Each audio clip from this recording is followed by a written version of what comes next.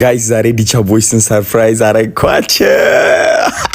ማሙሼና ንጉሴ እዩ ጩፋ በጣም እንደሚወዱትና እንደሚከታተሉት ነግረውኝ ነበርና ሰርፕራይዝ እንደማረጋቸው ቃል ገብቼላቸው ነበር። የእዩ ጩፋ ጽፈት ቤት ደግሞ ያ ፖስት ያልኩትን ቪዲዮ በማየት ማለት ነው ሰርፕራይዝ ልናረጋቸው ቀጠሮ ያዝን ማለት ነው። ሰላም ነው አለን። እንዴት ነው? እግዚአብሔር ይመስገን አለን። እግዚአብሔር ይመስገን። በጣም መልካም ነገር ነው እየሰራ የምትገኘውና እሱን አይተን ከፕሬዝዳንት ጽፈት ቤት ቢሮ ጋር ነው የተነጋገርነው ከቤተ ክርስቲያናችን ማለት ነው። ከነሱ ጋር በመነጋገር አላማውን በማየት ያው ይሄንን ፕሮግራም ካንተ ጋር ለማሳለፍ ወደድን።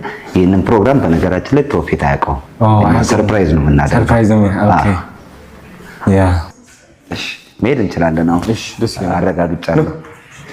እንደምትመለከቱት ወደ ውስጥ ገብተናል። ንጉሴና ማሙሼ ማለት ነው የሌለ በጉጉት እየጠበቁ ነው ብታዩ። በቃ ባይዘው ስለ ዲቻ ቦይስ አንድ ነገር ልንገራችሁ። የውስጣቸው ጉጉትና ስሜት በግልጽ መግለጽ አይችሉም። በቃ ያፍራሉ እና ብቻችን ስንሆን ነው በቃ በቀውጤ እብድ የሚሉት። አሁን ልንገራቸው በቃ የሌለ በቃ ቢዘሉም ለራሱ ደስታቸውን አይችሉት። ማርያምን ነው የምላችሁ። በቃ ደስ ብሏቸዋል። እኔ በጣም አውቂያቸዋለሁ ማርያምን። አሁን ወደ ውስጥ ልንገባ ነው እዩ ጩፋ እንድናገኘው ማለት ነው። እስኪ ምን እንደሚመስል አብረን እንየው። እንግዳ ይዘን መተናል። እንግዳ ይዘን መተናል። እንዴት ናችሁ? ሰላም ሰላም ሰላም ሰላም። ቤተሰብ እንዴት ናችሁ? ሰላም ነው አለን አለን። ሰላም አላችሁ? አረፍ በሉ።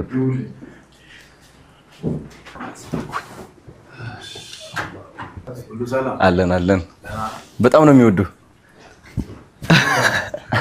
አዶና ይባላል። ዲቻ ቮይስ ናቸው እነሱ።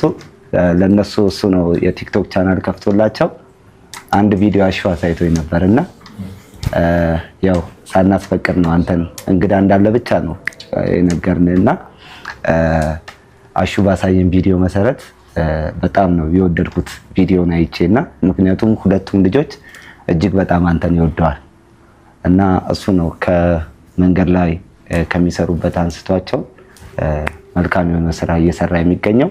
አዶናይ መልካሙን አላማና ሐሳቡን አይተን አንተን ለማገናኘትና ሰርፕራይዝ ለማድረግ ያሰብነው።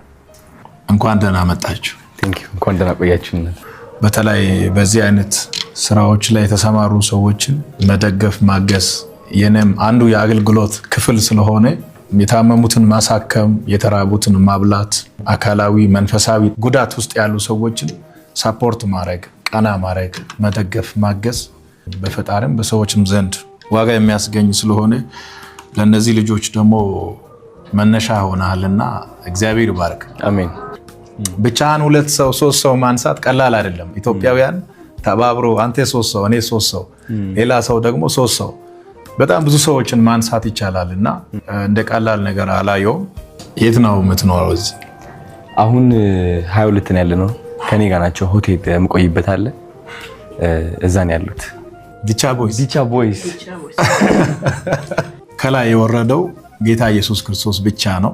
ሰው ሁሉ ከታች ነው የተነሳው። ከታች ተነስተ ትልቅ ስትሆን ታሪክ አለ። እውነት ነው።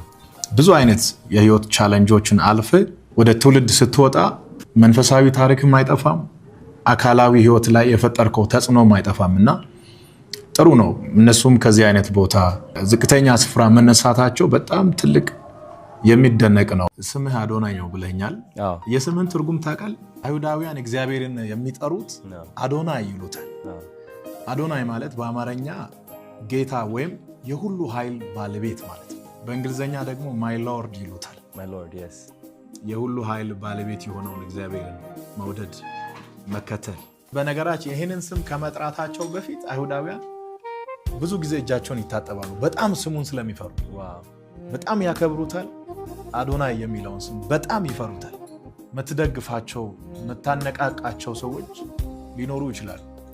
ስፒሪቹዋሊ ደግሞ አንተን የሚያነቃቁ የሚደግፉ ሰዎች ያስፈልጋል። በአንደኛ ቆሮንቶስ ምዕራፍ 1 ቁጥር 27 ላይ ነገር ግን እግዚአብሔር ጥበበኞችን እንዲያሳፍር የዓለምን ሞኝ ነገር መረጠ፣ ብርቱንም ነገር እንዲያሳፍር እግዚአብሔር የዓለምን ደካማ ነገር መረጠ። ሞኝ ነገር መረጠ ማለት ወደ ዘመናዊ ቋንቋ ብናመጣ ሰገጠ ማለት ነው። እውቀት አለን ብሎ የሚያምኑትን ሼም ለማስያዝ ምኖችን መረጠ?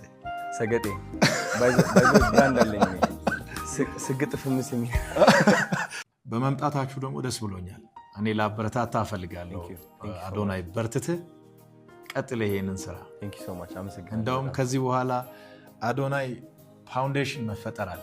አይገርምህም? ኦኬ አዶናይ ፋውንዴሽን ስትል ማለት ነው ከ3 ዓመት በፊት ካናዳ ያለው ሊቪንግ ሩም አለ አይደለ?